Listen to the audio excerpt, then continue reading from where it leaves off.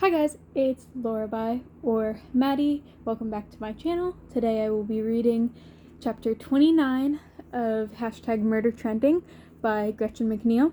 Let's get right into it. Do you want to be my sister?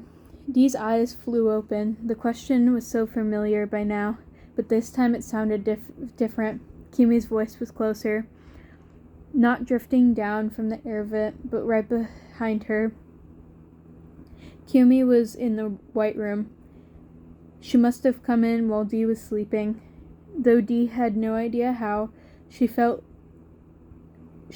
every inch of the walls, looking for a door, but had never found so much as a crack in the tiles, let alone the seam of a door. Had Kiyomi come down from the vent? Was that the only way out? Do you want to be my sister? She repeated. Dee heard the faint exhale of Kiyomi's breath, the soft whoosh of fabric as she shifted position. Dee didn't move. Maybe if Kiyomi thought she was still asleep, she'd leave. I know you're not sleeping, Dolores. Do you not want to be my sister? There was a nastiness in her tone that made Dee's breath catch in her chest. Do you want me to think you don't like me? No, Dee said. She pushed herself into a sitting position and spun around to face Kiyomi. Dee's tormentor sat cross-legged on the smooth, glossy floor. She wore jeans and a gray long-sleeved t-shirt, and her blonde hair hung on either side of her face, which was sharp and hawkish. So, Kiyomi prompted. Dee swallowed. Her tongue was parched and swollen from the lack of water, and her stomach ached with hunger. What did Kiyomi want her to say? What was the right answer? I want to be your sister, Dee said, stumbling over the words. More than anything? Dee nodded, choking down a sob.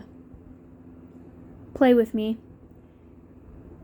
Dee glanced around the room, empty except for the two of them and a couple of crumpled fast food bags. Play? Kiyomi rolled her eyes dramatically, and the blue irises all but disappeared into the top of her skull.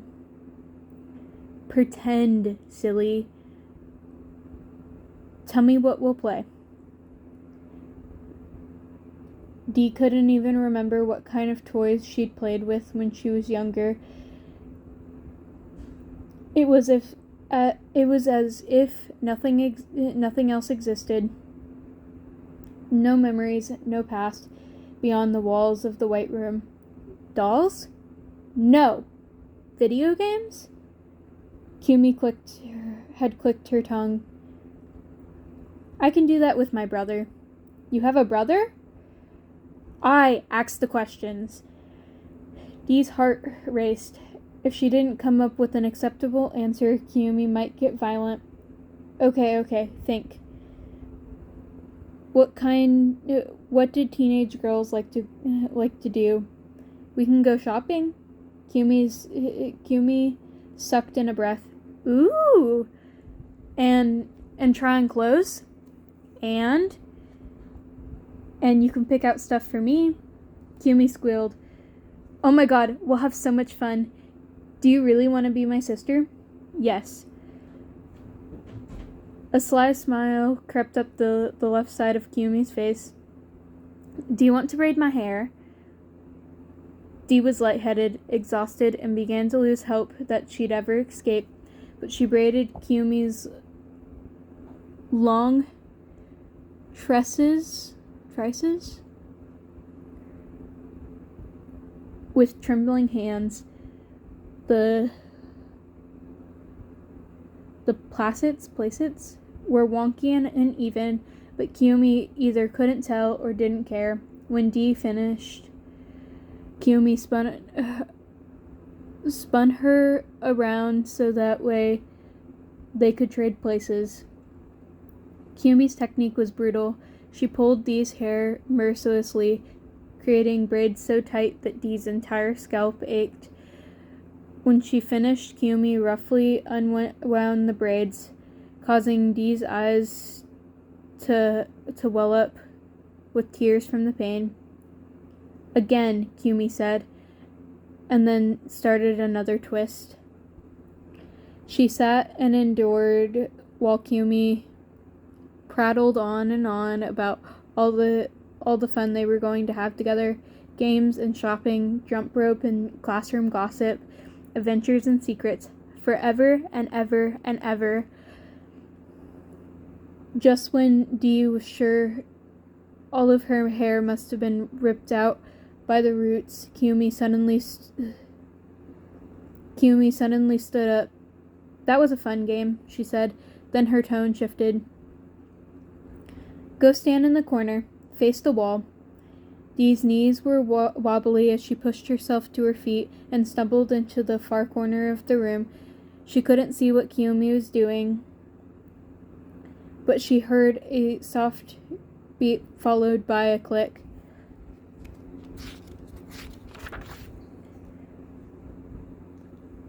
"We'll play games together forever, Dolores," Kiyomi sighed as if sorry to leave the white room. "Sisters and best friends. I'll never let you go." Dee continued to face the wall until she heard a second click. When she turned around, Kiyomi had vanished. "Thank you, user justice for me," Niall said, slapping his hand on the table. "I do have diplomatic immunity." Then he turned to Dee. "I mean, really. There are supposed to be rules about this thing." And his voice trailed off. "Dee, are you okay?" Dee shook herself, emerging from a nightmare. Ethan pulled out the chair beside her. "Seriously, dude, you look like you saw a ghost." "I did." "What is it?" Mariah's voice sounded anxious. "What did you see?" "My sister," was all Dee could muster. A sob took her voice. Her dad was trying to warn her, trying to help her. Dee had wished rather than believed that he thought she was innocent.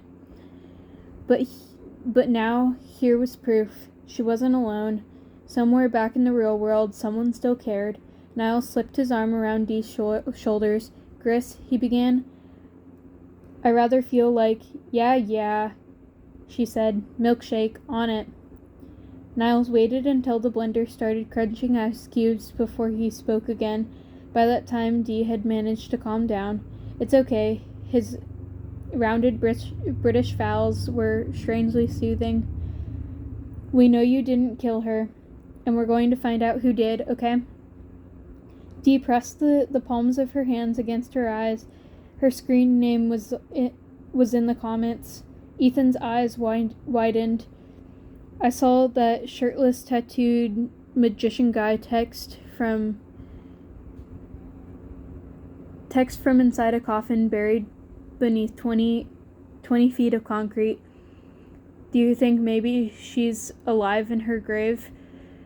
Dee pictured the cold, lifeless body, a mass of stiff limbs and pale skin that had once been Monica, and seriously doubted it. "Someone's using her account," Mariah suggested, "trying to get a message to you." "My dad," he said. Shit. The last thing Dee wanted to do was tell them about Kiyomi. Not only were they on camera, but also would learning about Dee's traumatic past really make them any more likely to believe her? No, the opposite. "He said they're trying to appeal my case," she lied. None of them had seen the comment as it scrolled by on the screen, so no one could contradict her. He thinks he knows who actually killed Monica." "Ah," Niles smiled. "Now 2 of us will have immunity." Mira shook her head. What if it's really the postman pretending to be your dad? No. Dee was positive that the message had come from her dad. He even signed it with a P for Papa. The same way he'd signed the little notes he used to leave in her lunchbox when she was a kid. Even if it is your dad, Mira pressed. How are you going to stay alive long enough for him to get you out of here? Dee let out a long breath. Mariah had a point. She was the #1 target on Alcatraz 2.0, now more than ever. Would she even survive the night? Would she even survive the night, let alone a week or more, until her dad could facilitate her release? Was that even a possibility? Gris switched the blender off, and the room fell silent. More ice, Gris. Niles called over his shoulder. Nice and slushy. There isn't any more ice. Griselda returned to the table with a pitcher of slush. No delivery, remember? I don't like this, Mariah said, staring at the pitcher. Ethan took a spoonful of icy chunks. What do you mean? Doesn't it kind of feel empty around here? Dee gazed through the front window. Mariah was right. Usually there were more people moving about, going to and from their jobs, but today, Main Street felt deserted. It's early, Niles said, dismissing her fears. The shop doesn't get busy until the afternoon. But it's almost 11, Dee countered. Yesterday we served half the island by then. Dude, Ethan said, dipping his spoon into the pitcher. Dipping his spoon into the pitcher. When you say shop, do you spell it in your head like shop-y? Isn't that a Brit thing? No. Niles turned his back on Ethan. I do not. Maybe they assumed we wouldn't open today, Griselda said, backtracking. Since I almost died and shit. The library looks closed. Dee craned her neck to see down the street and the hair salon. Ethan's face lit up. Alcatraz holiday, like Christmas, or Arnold Schweikster's birthday. But Dee wasn't as excited by the prospect of a prison holiday. Mariah was right, something weird was happening. That's not normal, is it, for Main Street to be closed? Decidedly not, Niles said. The hair stood up on Dee's arms. Where is everyone? Maybe they're hiding, Mariah suggested. Staycations aren't really a part of the postman's model, Griselda countered. We need to search the barracks, Dee said. Go to door and find out what's going on. Griselda threw her arms up. Why bother? If they're home, yay. If they're not, yay. If they're dead, yay. Dead? Mariah squeaked.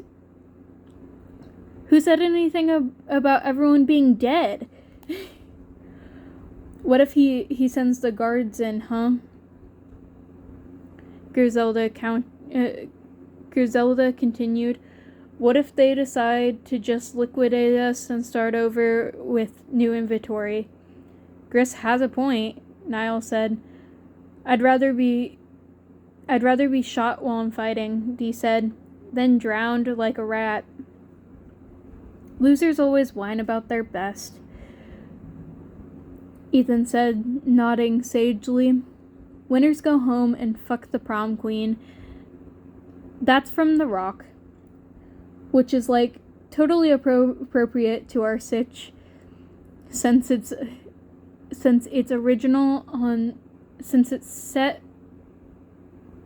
set on the original Alcatraz. Oh my god, Griselda cried. Enough with the action movie bullshit. This is not a movie. There's no script. Arguing wasn't going to get them anywhere. There's only one way to find out where everybody is, Dee said, and that's to search the island. Agreed? Ethan punched his fist into the air. Agreed. Fine, Griselda said, turning toward 9th Street.